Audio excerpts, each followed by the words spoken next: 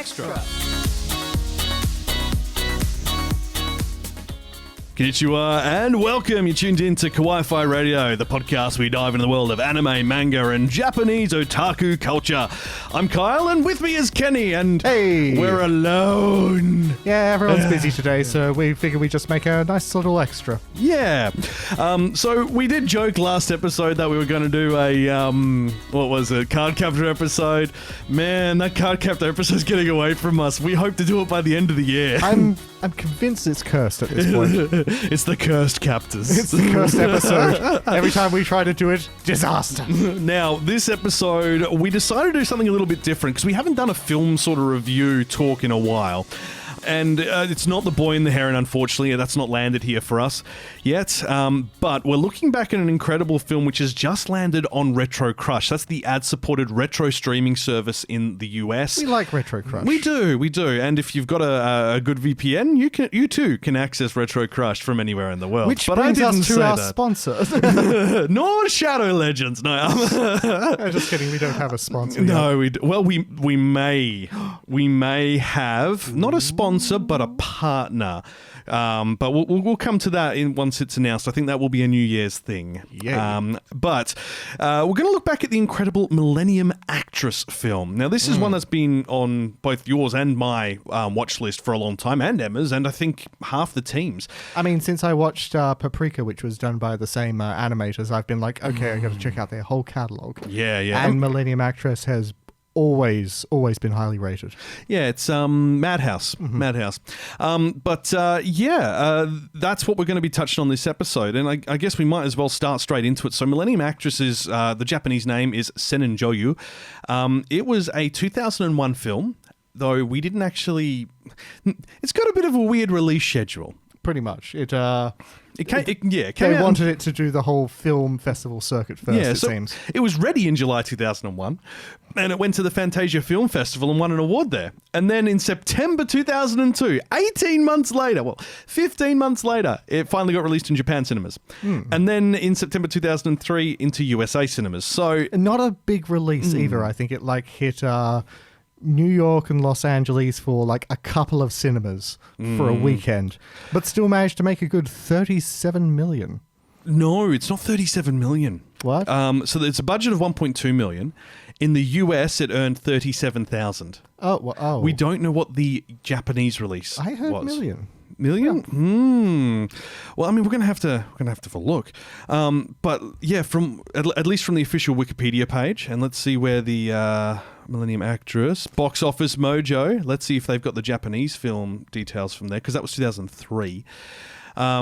I do wonder, because this was being back when it only went to 6 theaters in the US. Which, for the time, I get it, because anime was a bit more niche back then. Yeah, they don't have the worldwide figures. Figures. All right. Hey. Oh no, today's going to be full of bad puns. Now, this is hour and a half, 86 minutes. And the synopsis, we're going to use the My Anime Lister synopsis because that kind of explains it a bit more clearly as the setting, but it's a bit more than is explained. So, at the turn of the millennium, Gine Studios' dilapidated buildings are set to be demolished. So, ex-employee and filmmaker Genya decides to honor this occasion with a commemorative documentary about the company's star actress, Chiyoko Fujiwara, the reclusive sweetheart of Showa-era cinema. Having finally obtained permission to interview the retired starlet, an enamored Genya drags along cynical cameraman Kyoji to meet her, ready to put his lifelong idol back in the spotlight one more time. Hidden in this secluded mountain retreat is 1,000 years of history condensed into one lifetime, waiting to be narrated. Chiyoko's recollections take them on an illusionary journey through Japanese cinema history that transcends the boundaries of reality. The saga of her acting career intertwines with her filmography, the actors in her life blend seamlessly with the characters on screen, and the present melds with the past. Though the actress may have retired at the height of her career 30 years ago, the curtain on her life stage has yet to fall. The first thing you see is a rocket launch. Pretty much. But that was Hollywood-wise, the whole sci-fi era was around that kind of point. I thought it was really good. Like, I just wasn't expecting it. Like, I went, wait, is this a sci-fi? Because I hadn't actually read the synopsis before watching it. I was going into it blind. Oh, you hadn't even seen any trailers or anything? No, nothing. Oh, okay. Like, I've had it sitting there on the to-watch list for a long time because I've heard it was phenomenal. And so I was like, wait, is this a sci-fi? Why haven't I watched this? No, it's not. It's not a sci-fi. I mean, I was kind of clued into that from seeing the trailer on old anime DVDs, actually. Oh, wow. Yeah, I think it was actually from my collection of Bleach DVDs from way back in the day. Fair enough. It's that in the extras menu, they always had trailers for other stuff like Gundam and stuff. Yeah. Actually, on the note of Bleach, I'm like 450 chapters in. Yeah, you've posted a screenshot of where you were. It's just like, man, you got ahead really quickly without all the filler. Yeah, I know, right? Anyway, yeah. So the film, firstly, this is beautiful. Mm-hmm. Oh my God. Like, as expected from Madhouse. Yeah, like the animation looks very traditional, hand-drawn. They also include camera movement as part of the art style, such as camera shaking. So like, obviously, like, the camera's not shaking. It's just that they've moved the animation cells to make it look as if... the way they've drawn it makes it look as if there is camera shake. Yeah, we are going before computer-assisted kind of animation here, people. And yeah, that it's... probably the earliest I've seen it in a hand-drawn film, at least so far. And just even plot-wise, that it plays an interesting part because is that you are taken back into Chiyoko's kind of her past... But the cameraman and the documentarian join her. They are present in the scenes and following along. And I had, like, you see that kind of a few times just sort of in passing. Like, what was the movie? Boondock Saints. Oh, it's that the investigator kind of appears in the flashbacks to sort of say what's going on. Yeah. But then the two characters sort of take an active role in the actual past that they are sort of like being shown, and I'm just like, oh, this is brilliant. Yeah, it uses the interview creative. like as a way to blend Chiyoko's history and films into a start. They say it's an intertwined story where the lines between reality and the story become blurred. And it is true because like they take on, like, it starts with them just kind of following her along, and you're hearing about her life as a child, and you know when she became an actress, and then you're suddenly inside one of the films as part of that flashback. But even then, that's like the film part is more symbolism. It's like it represents an early kind of part of Japanese cinema. And that is like one of the big things about this is that this movie is just a celebration of Japanese cinema. Of the golden age, yeah. And this is something I noticed as well. The color palette in the film transitions from old, almost borderline black and white grayscale with hints of red to do with just the scarf. That was the only thing that was in bright color. It goes from almost black and white into modern, vibrant color. And you can also see like film grains and just sort of like baseline kind of effects which were prominent in those eras of film. Yeah. I mean, the other thing as well is that thought has gone into what they're going to show for every age of Japanese film industry. I was just like, yes, someone thought about this. I mean, the other thing as well is that, we should probably also mention that this is loosely based on the lives of two Japanese actresses from the golden age of Japanese cinema. And that was Setsuko Hara and Hideko Takamine. And tells the story, as she tells them the story of her life, that they take parts of the films they were in, the experiences they had to develop that. So, for instance, the main character is brought up in Hokkaido, and that one of the actresses is from Hokkaido. So the two actresses, so Setsuko Hara, she starred in over 100 films from 1935 to 1963. That's an average of 3 films a year. That's wild. Which is crazy. But, I mean, you see some of the old movies back then and, like, the big name stars, and, yeah, that's on point. Yeah. Now, Hara, she never married and is nicknamed the Eternal Virgin in Japan and is a symbol of the golden era of Japanese cinema in the 1950s, known especially for her films with Yasujiro Ozu.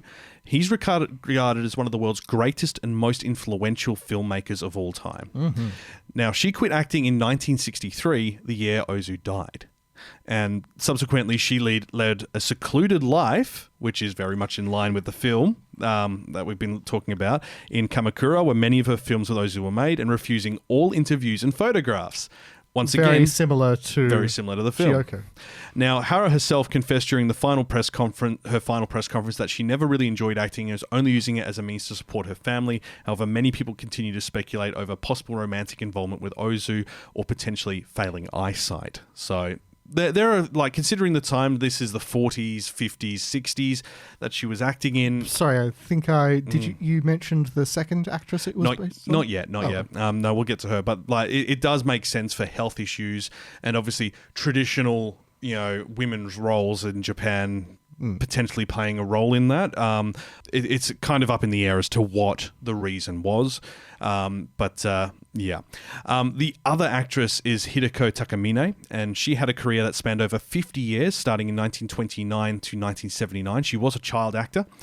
Similar, right? She starred in almost 40 films, and almost half of her films with filmmaker Mikio Naruse, another Golden Age great director. He's kind of overshadowed by Ozu a bit, but Naruse had both of them as his actors over the years. They both did films with him, both of these ladies.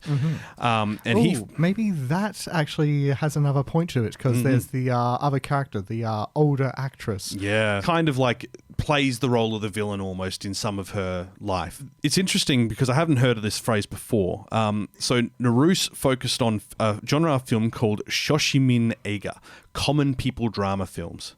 So just like, bleak, pessimistic themes, but with female leads, and often had both Hara and Takamine as the leads. That's great. Yeah, he's like also like one of the most well-known directors, and one of his is like one of like the top 10 films of history, like rated by critics or something. Takamine married writer-director Zenzo Matsuyama in 1955 and continued her acting career, stating that she wanted to create a new style of wife who has a job. Considering this is 1955, that's pretty forward-thinking. It's good to see. So she didn't retire until 1979. And there's elements of that in Chiyoko in the movie as well, where at a point she does get into a relationship with one of the directors. So there are a lot of little references to the actress's histories, both of these, being brought up in Hokkaido, marrying a director. I thought this was a really good nod. Off-brand Godzilla shows up on quite a few occasions. Both actresses worked for Toho Studios, but were never involved with a Godzilla movie themselves. No, they weren't. At least not that we could find. So, like, there's lots of little throwbacks to celebrate Japanese cinema, which I thought was just a really nice way to kind of approach it. And I think I also did remember reading the director when he was basically asked about the two actresses that were his inspiration. He didn't deny it, and he basically kind of said, yes, those two play a big role in it, but that he also wanted the main character to be sort of recognized more as just a symbol of humanity. And I mean, what I thought was interesting is the awards it has won, because we do hear a lot about like anime films winning awards now, but back in 2001, this won the award for Best Animation Film and the Fantasia Groundbreaker Award at the Fantasia Film Festival where it premiered. It also was awarded the Feature Film Award at the 8th Animation Kobe Festival in Kobe. In 2002, when it then released internationally, it won the prestigious Ofuji Noburo, 2002, when it released in Japan, it won the prestigious Ofuji Noburo Award at the Mainichi Film Awards. It was honoured with the Orient Express Award at the Festival de Cine de Sitges in Spain. Wow. And then in 2004, when it finally hit, end of 2003 hit US cinemas. So then for the 2004 awards at the Annie Awards, it was nominated for 4 of them, including Outstanding Direction and Writing. Didn't win, unfortunately, but I think it was another, like a Pixar or Disney film at the same time. So, of course. Fair enough. When you consider that amount of attention for a film that isn't really spoken about outside of Japan, like, yes, we don't hear about it in a lot of the anime circles we're in. Like we said as well, this was in an age where anime was still pretty niche. So for it to get that much attention, it's like even to just come short of Pixar movies. Yeah, pretty big deal. Yeah. I mean, like, I mean, I don't really know what more to say about that. It's just like, it's disappointing because this is such an incredibly beautiful film. And honestly, I'm really glad RetroCrush has picked it up. It's been on everyone's watch list for a good long time as well. Yeah. Like, I think anyone who loves watching these old anime movies, this one has got to have a special place. Oh, it looks like it was on Crunchyroll at some stage as well. Well, I'm just having a quick look now. It might not be here. I mean, it wouldn't surprise, but so RetroCrush is the good place to find it at the moment, yeah? Yeah, I think it is. Okay, at least as recently as February this year, people have put reviews on Crunchyroll, so it is still on Crunchyroll in some areas, not all areas. All right. It is on Anime Crush, not Yeah, Anime Crust. Prime Video, you can buy it, but you can't stream it. Wow, that's weird to see. Like, watch with Crunchyroll. Start your 7-day free trial on Amazon Prime. I didn't know that was a cross thing. Okay, cool. So yeah, it is on Crunchyroll in some areas. So I'm going to wager a bet that anywhere RetroCrush isn't accessible is probably where Crunchyroll will have it, or it might be Funimation, depending on it. But yeah, look, it's beautiful. Like, it's stunning. It's well thought out. The characters are interesting. Chiyoko in particular, you get to see her go from a young girl to, an adult, and then into an older, more tenured actress, and see, how her demeanor changes and how she, grows instead of just being like, the same character. There's a couple of people in the story we haven't actually mentioned yet. Both of her love interests. Yeah. So there is there's a whole political backing to the story. There was like, her career was based during a time of major kind of political upheaval.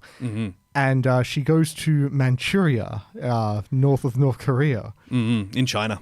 And that is during, well, let's say there's a lot of history and a lot of blood and death around that point. Yeah. And she is going there in order to chase a man who she basically shielded from the law, an artist who she sort of fell in love with but knows nothing about. And the only thing he's left for her is a key. Yeah. Also, like, the whole story is centered around the key, realistically.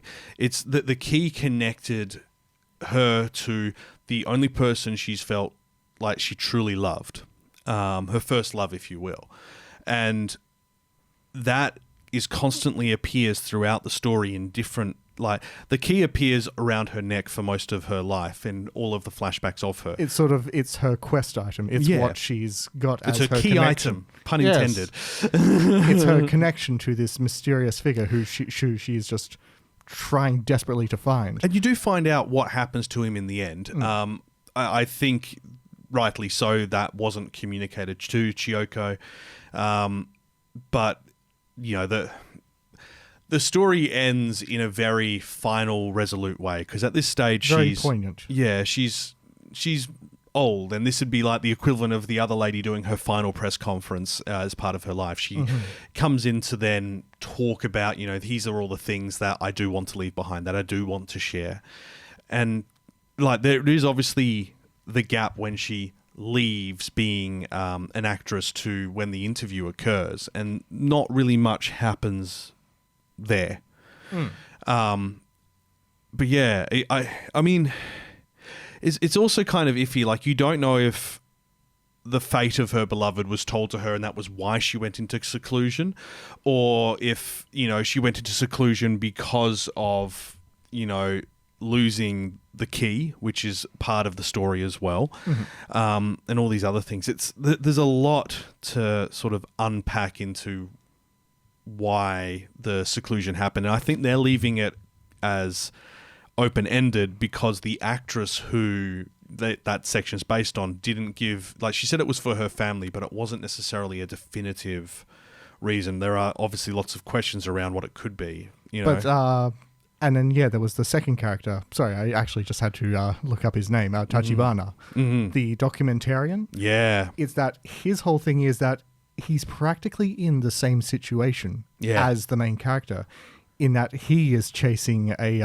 love which is unrequited and that he will never actually have in that he's in love with this actress and always has been. Mm-hmm. Like And it was his idol. And you always, like, the part I love is that he keeps involving himself in the flashbacks of her movies. He keeps making himself a character in it to sort of support her and be the whole, you go on ahead, I'll take care of these guys character. Yeah. He must have done that like 3 or 4 times. Oh yeah, God, it was great. It's just like, I bet you he's staying behind. And I mean, considering that all of the films that the actresses who Chiyoko's based on were focused on like leading female characters, it's interesting to see that the male characters always serve as the ones to hold back the flood. And it's very traditional Japanese storytelling. They hold back the flood as the female heroine goes off to do, take on the final challenge. Mm-hmm. If that, I mean, like there's also like, the chasing after the loved one story of those early films as well. And it's kind of funny to think about because, traditional Japanese culture, very patriarchal, much like any other time in history and any other place. But there is always just these constant strong female characters, especially in Japanese stories and Japanese media. And it's just like, it's at odds with the culture it was written in. Exactly. Yeah, it's really odd. It's like, we talked about how there's the whole roles of Japanese women in that society. And yet their strength is brought to the forefront in these stories so often. And I do wonder if like the strength component comes to do with the post-war period of, everyone having to come together and do all sorts of odd jobs. But maybe it is also that there is, we know Miyazaki in particular loves his strong female leads. Mm-hmm. We know that there are a lot of other directors in Japan who love their strong female leads and are, quite protective of those characters being well received, well looked after, well represented. But I think you also see a lot of that in Madhouse pictures as well. Madhouse is pretty good for their representation in that regard, yeah. Just wait till you hit up Paprika, goddamn. Yeah, well, I was going to say, on the note of Paprika, so it's interesting about the actual origin of this film because the guy who created it, this is Kon Satoshi, his first film was Perfect Blue. Yes. Yeah. And then he was going to do Paprika. However, the plans for that stalled because the distribution company for Perfect Blue, Rex Entertainment, went bankrupt. Aye. Yeah. So that was 1993. Oh, wow. So Paprika was going to be made ages before. Yeah. Oh, I can only imagine how different it would look. Paprika is very effects heavy. Yeah, it really because is. of its themes of like basically entering people's subconscious and dreamlands and stuff like that. Yeah. So I can only imagine what that would be like with like a traditional hand-drawn style. Yeah. Millennium Actress came from literally the words, let's make a movie that looks like a Trompe l'oeil by Taramaki, who decided to produce Kon's film because he thought his previous works were amazing. Mm-hmm. The script writing began with a sentence that Kon came up with: an old woman who was once touted as the greatest actress is supposed to be recounting her life story, but her memories get confused and the various roles she plays in the past blend together, creating a tumultuous story. So, yeah, and that's exactly what it was. Like, although I don't think that's a case of the actress being confused. I think it's that the movies that she were in simply were representations of different parts of her life. Yeah, I think exactly. It's not that there wasn't any confusion except on the part of maybe the audience. Yeah, and I mean, like, I think especially like the first scene where the director, Genya, is the interviewer, when he's like, got the traditional samurai helmet on, and then they're both doing the yelling at one another, like, and it's like maybe like part of the interview they were, revisiting memories of those films that they both loved. So yeah, it's kind of interesting. So the structure of the story is actually quite solid. It is very linear, aside from the jumping back occasionally to look at, their current setting where they're talking about the conversation. Cameraman's amazing. Oh, yeah, I love him. I think he's sort of there to keep things grounded. Yeah. It's that while Genya is sort of like getting involved in the stories and sort of like the fantasy and like jumping through the history of it all, the cameraman is just kind of there to sort of like... almost be commentary, almost be the audience's go-to guy. I think at one point, we did watch it dubbed, and I have to say the dub's really good, and I think we've got the 2019 dub, which is... Actually, yeah, it has to be the 2019 dub because the 2005 dub, which was done by Village Productions Manga UK, that had one actress only for Chiyoko. Throughout the whole thing, as for all of her different ages, whereas the VSI 11 Arts one done in 2019 that has a different actress for her as an older lady, as a young person, as an adult. That'd be hard to do. Yeah, like getting the right person who just sounds so much alike. Yeah. But generationally different. Oof. Yeah. Tricky. Ida, so the camera guy, Ida, he makes some great one-liners. And it's like, I'm pretty sure it's the 2019 one, so... Pretty sure there's a nod to Kurosawa in a bit where he's getting pelted by arrows. Yeah. The film just kind of leaves you with a really... Like, it's a little bit sad at the end, but it leaves you feeling like the story is complete and that Shoko is, I don't know the quite the correct way to phrase it, but it feels like she is not necessarily moving on, but moving forward, even though it's kind of like the last days of her life sort of thing.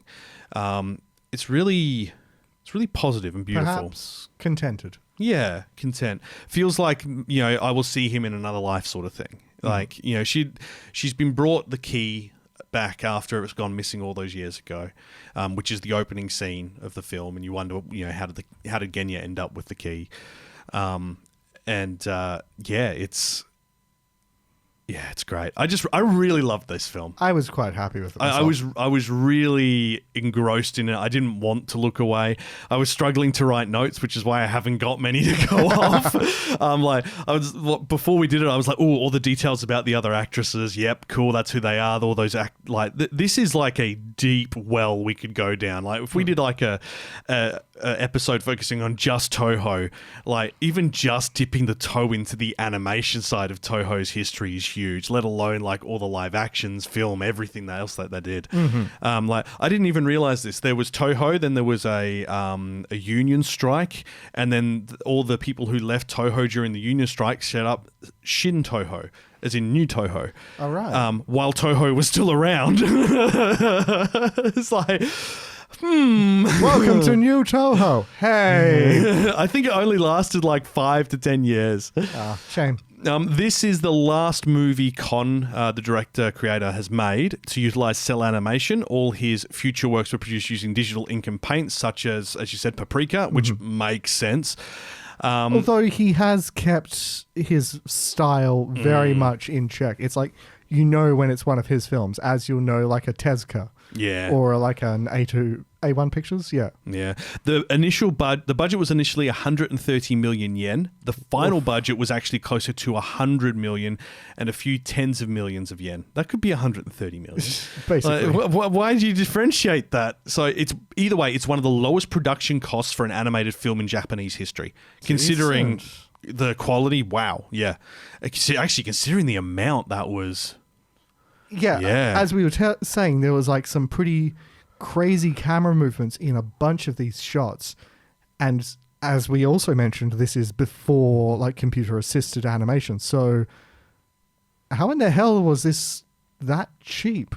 I know. I mean, realistically, when you think about a Studio Ghibli film, right? Oh, yeah.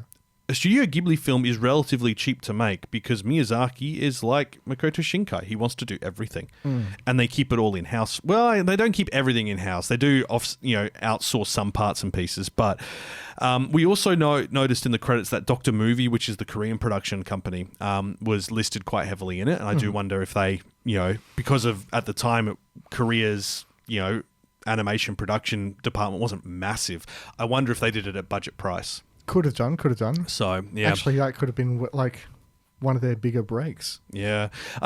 Interestingly, regarding the box office, there is no information on the Japanese release that I can find, at least easily. I'd have to actually go digging. Keep in mind, like, Japan didn't really embrace the internet until like the mid-2000s. Pretty much. Commercially, they only have the US box office releases. So it earned 18,730 on its opening weekend, but it was only shown at 6 screens total. And they were exclusively in New York and Los Angeles. Oh, actually, no, there was one outside, but yeah, like of 6, 5 were LA and New York.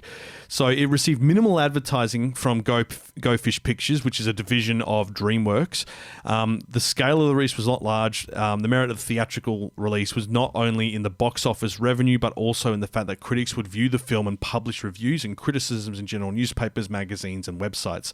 And that would raise awareness of the work, which could then make it reach a wider audience when it went to like home media.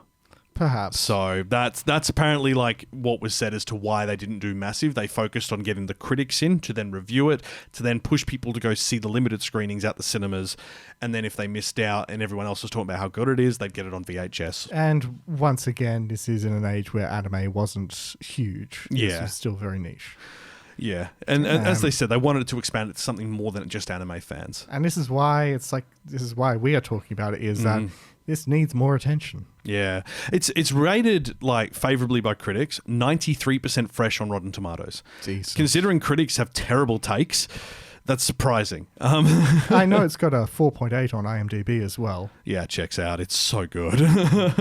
What about no, not a my anime list? Sorry. My anime list is 8.25. Oof. Yeah.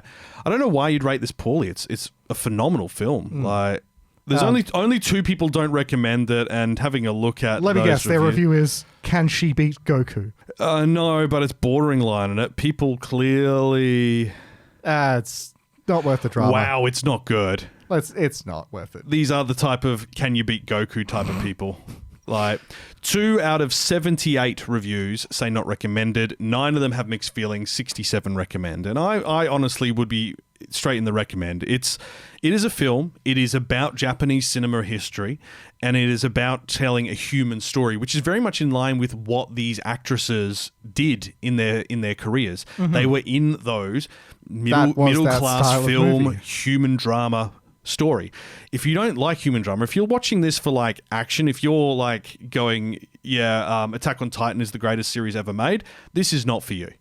To be fair, it was a good series. It's a good series, but like, if that's the type of action and entertainment you're looking for, with fast-paced, high movement, high velocity, quick action, this is not that film. There's a lot of running in this movie. There's a lot of running, but there's a lot of running in everything Japanese. She was the Japanese film golden age film generation's Tom Cruise. Lots of running. Lots of running. Running everywhere. In a specific, unique style. The Tom Cruise run, there's a whole video on YouTube about the Tom Cruise run and why it's iconic and why people do it. And there's actually kind of funny because some athletes reckon he could almost break the 10-second 100-meter mark. Yeah, it's like, really? When he was younger. Like, yeah. Tom Cruise in his most daring role yet. An Olympian. I mean, it wouldn't surprise me. They reckon like the angle he's running at is so unnatural, and that's why it's so iconic. Because he's got a straight back, and normally you'd run forward to break through the wind. Anyway, Tom Cruise is not in this film. He wishes. The film's great. Go watch it. Everyone was involved in the production. RetroCrush account. It's great. Yeah. Katakawa, Shoten, Clockworks, Bandai Visual, Wow Wow, and Genko were all involved in the production side of it, so they all helped out. Action, adventure, drama, fantasy, romance, award-winning. It is historical. It is about showbiz. Actually, if you liked Oshinoko, oh, absolutely. This should probably be up your alley. This would be up your alley. If you like the themes in Oshinoko of looking at show business from an interesting and different angle, this would be up that alley. It's just phenomenal. And I greatly, greatly enjoyed the dub. Obviously, sub is just as good. It's PG-13. It's an hour and a half. Naturally, we're going to get heat from the purists for saying that the dub was okay. That's on them. Look, if you don't want to watch dub, don't watch dub. Like, that's fine. Like, sometimes dubs are good, sometimes they're not. I greatly enjoyed the dub of Kaguya-sama Love Is War. I really like the dub of Ghost Stories. I mean, the Ghost Story. God, I think we might just have to pull that out for next year. Probably. I think Ghost Story. We have to do Ghost Stories at some point. Okay, but considering some of the stuff, that might have to be like an adults only episode. Well, yeah, it could be next Halloween's special stream. So.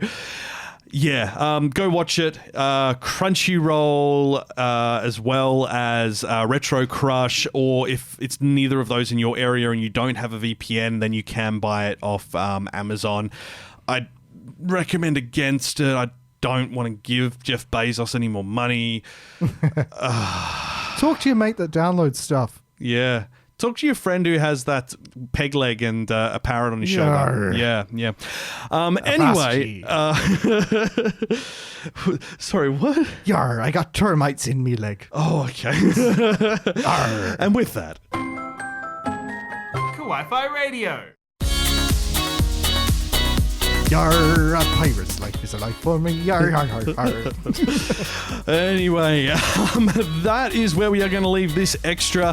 Thank you so much for listening. Apologies, it is not a full episode, but we do have some fun little news tidbits to tell you about. Attack on Titan is finally done. Yes, it's had its final episode, but great news. Great news. Miyazaki has come out of retirement to direct the next final episode of Attack on Titan. Wow, who would have thought? No, not really. But on that note, Studio Ghibli closed their Twitter account because they were like, well, we've done the promotion for The Boy and the Heron, and as this is not Miyazaki's last film anymore because he's come back and he's got all these ideas for another film, like, yep. Man, the guy is never going to stop. No. And I appreciate that.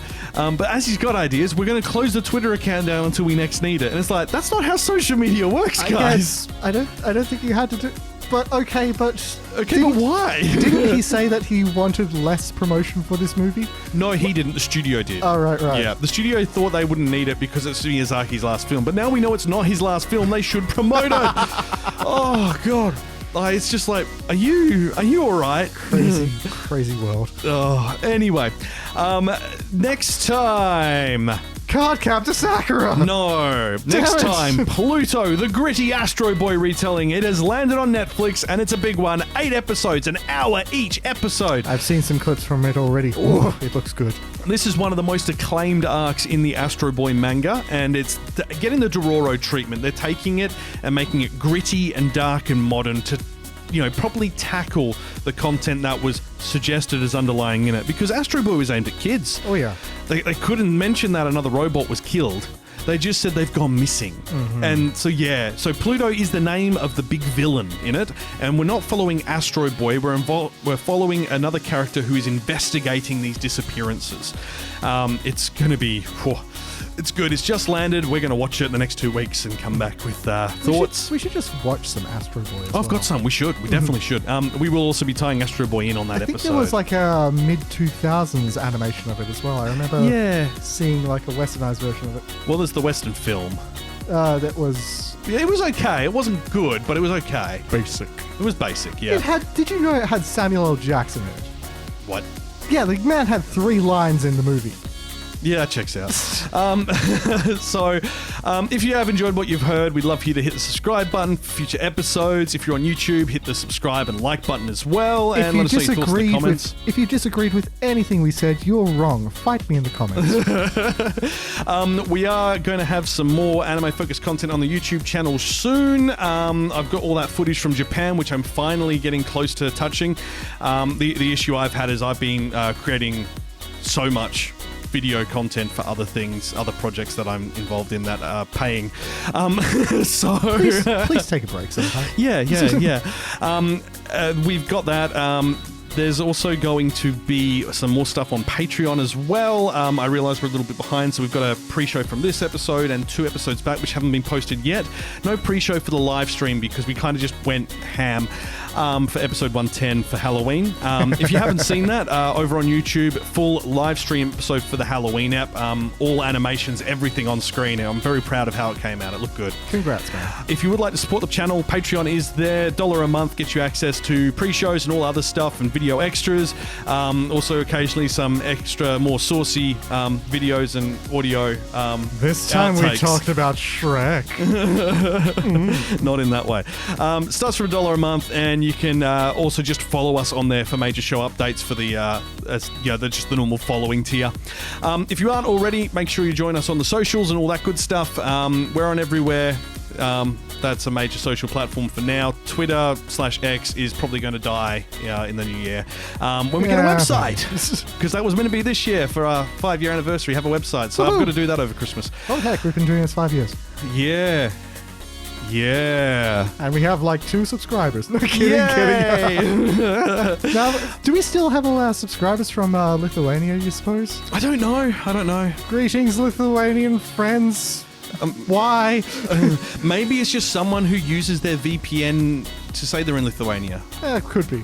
We are getting back into the swing of normal production again, which is nice. And there will be more coming in the future for you to join us with, including videos where we sample all the different kinds of Kit Kats I brought back from Japan. Woohoo! One where we try the Gamer Cup noodles from Japan. Oh no! I don't know how we're going to do the Gamer Cup noodles one. And one where we do all of those make your own candies. From Japan. So we've got 3 Kawaii Try videos in the works, plus the stuff from Japan, including Kyoto Studios, the Toho Studios in Kyoto, some stuff from USJ, going through Hakone and seeing all the Evangelion sites, stuff like that. Bet you loved that. Oh, I loved it so much. I got so much Evangelion merch. I'm wearing an Evangelion shirt at the moment where all the Evas are scribbles. It's so cute. It's really cute. Yeah, that's all coming soon. Hooray for having time again. Maybe 2 more weeks. 2 more weeks. That is where we're going to leave it. Thank you so much for listening. You've been listening to Kawaii-Fi Radio, and until next time, watch some anime!